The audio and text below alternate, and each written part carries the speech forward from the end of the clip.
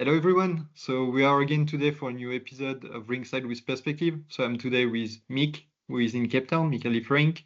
Then there's Daniel Malan in Canada, and there's myself in France.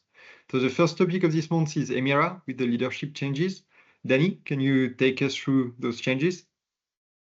Thanks, Clement. CEO Jeff Jennett is somebody that we've had long held in high regard. He's a very interesting, just human, and as a leader, he's somebody that we really respected, particularly for the culture of that company that he's put together, and his thoughts on people management is really exceptional in our view. What's happened there is that the control owner is a company called Castleview, led by James Templeton, who is the former CEO of Emira. And we were always under the impression that, essentially the control owner is the one in charge. And the CEO of Emira was really there to execute the strategy of the control owner. And that's how the life works. And so we respect that. They seem to have had a different idea of the direction of the strategy of Emira going forward. So we are not entirely surprised that we were informed that Jeff Jennett is leaving Emira as CEO. And what's happened is that he's now being replaced by a gentleman called James Day, who is the CFO of the control owner at Castleview. And James Day is going to be the new CEO of Emira. We're not like I said, we're not totally surprised by this, but it is a significant change in the strategy. We think it signifies a significant change in the strategy of Emira going forward, and we are busy working to figure out exactly what they are changing.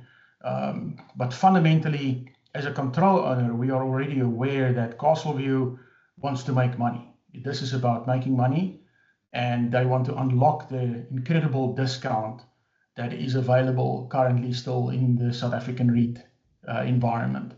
Emira itself is trading at a very significant discount to its conservatively stated net asset value. So it remains to be seen how this unfolds moving forward. But we're keeping a close eye. It is a change to the thesis of our ownership of this company, and we're going to stay close to this one. Thank you, Danny.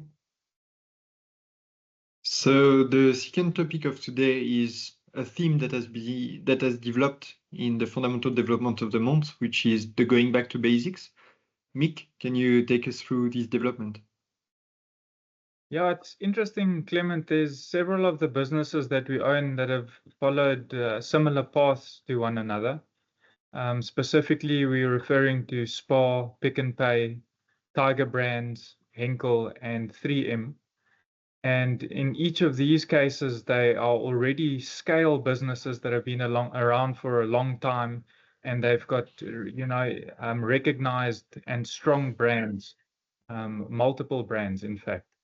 But they've kind of lost their way, and it was all initiated by following a poorly developed strategy, which ultimately lies, with the leadership team and with the board, which, in our view, they were mediocre and perhaps executed by yes men instead of people that, that were firm-footed and knew what they were doing. And this led to them diversifying their assets.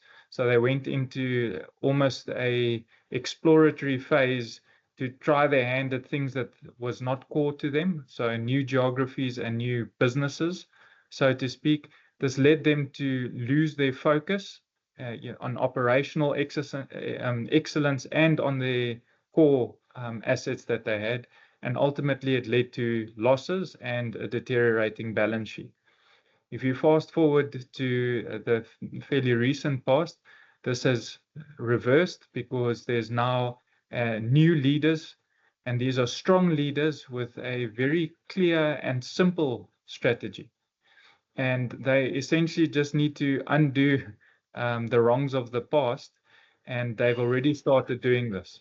So they've taken the non-core assets, they've started selling those, They've exited non-core geographies, so countries that they don't understand that well, and they are refocusing on their operational excellence. Again, looking at costs and being very cost conscious, and then ultimately strengthening their balance sheet.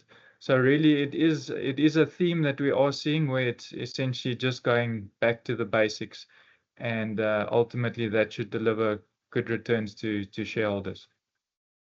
Thanks, Mick. So the next topic is on the alcohol industry. So the alcohol industry is a sector where we have been very busy acquiring new businesses. So just going back a few years in the past, so during COVID, what has happened to the industry that alcohol consumption has increased a lot, which has driven the revenue up, the revenue of the businesses in this market up, both in terms of pricing, but thanks to pricing, but also to volumes. Margins went up, the earnings went up also. And so this formerly low growth market actually restarted to grow, and the market thought that it was a new normal. So those businesses start being priced as such. And so the multiple of those businesses went to the roof. And obviously normalization happened. And so distributors were busy destocking, volumes went down. So this sector overall has started disappointing the market. And on top of that, a lot of negativity came to the headlines with the impact of tariffs, also the potential impact of drugs that were used to lose weight, because apparently they could also solve alcoholism, and also the fact that people would drink less, live healthier lives. And so a lot of negativism came on top of the bad fundamental news that this industry experienced. And so those businesses start falling from grace. And so it started with businesses that were single industry or single alcohol, like the beer one, the tequila one, the cognac one, and businesses that were exposed to one particular market, like China or the US, where demand has came down a lot. And so we started acquiring single product or single alcohol businesses with Beckley, which is a tequila business, also Boston Beer in the craft beer space, with Rémy Cointreau in the cognac business. And then we started acquiring the bigger businesses in the industry, which were Brown-Forman and Diageo. And so initially we looked at those investments as single businesses and single investments, but we actually realized that we were busy building one high quality investment that were very diversified in terms of geography, in terms of alcohol. So that was a sector where we were very busy in during the past months. The last topic of today is Valtera, or formerly called Amplats. Danny, can you take us through the changes that happened to this company? It's interesting. We're always very interested in spin-offs. It's an area of the market that we've learned over the years, and we've studied masterful investors like Joel Greenblatt of Gotham Capital in New York, who's written extensively about the opportunities that you often find in the spin-off space. And Anglo American used to be the control owner of Valtera, or Anglo American Platinum as it used to be called. And they announced that they wanted to unbundle the Amplats shares to the Anglo American shareholders. Anglo American itself is, of course, a professionally owned company.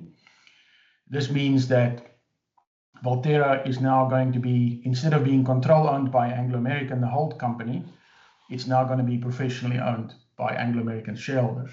And this can create opportunity because large international fund managers, they own Anglo American because they like the copper and the iron ore exposure that they get. They don't really want platinum exposure. Some of them might decide platinum is not where they want to be, for example. So when they receive the unbundled Amplats or Valtera shares, the fund manager looks at his portfolio and goes, "What is this, tiny little thing that I don't even like, and I know nothing about it. I don't know the management." So it's easier for that fund manager to just decide to sell this little thing out of his portfolio or her portfolio. And this is often the case. And in advance of this unbundling and following the unbundling, there's been a lot of share price pressure, not to mention the pressure in the PGM, in the platinum group metals industry as well. So these stocks, we've noticed that these stocks have reached all-time lows and the whole situation was sitting up and looking very, very interesting to us. So we've been building up a position in this space. The name change is interesting. We often find that management teams can become quite revitalized when they get spun off from a more conservative or constrictive environment of the holding company. We personally have done a lot of work on Anglo American, and we think the company's really lost a lot of its traditional entrepreneurial flair, and it's really lost its way. Let's be clear about that. And this is an opportunity for Valterra's management to step into the limelight and to take advantage of a very undervalued share price level. What's interesting as well, a final point, is that they did declare a very significant dividend just before the unbundling, which really takes out a lot of the cash on the balance sheet of the Valterra business. So that's something from a risk point of view that we're going to just have to monitor quite carefully to make sure the balance sheet of a cyclical company doesn't become overly geared. But right now it's looking pretty good. The PGM basket price, the platinum price in particular, has been particularly strong lately. So it looks like an interesting point in the cycle from an investment point of view. Thank you, Danny. Thanks everyone listening. Thanks, Danny. Thanks, Mick. And we see you in a month. Our work continues. Thank you.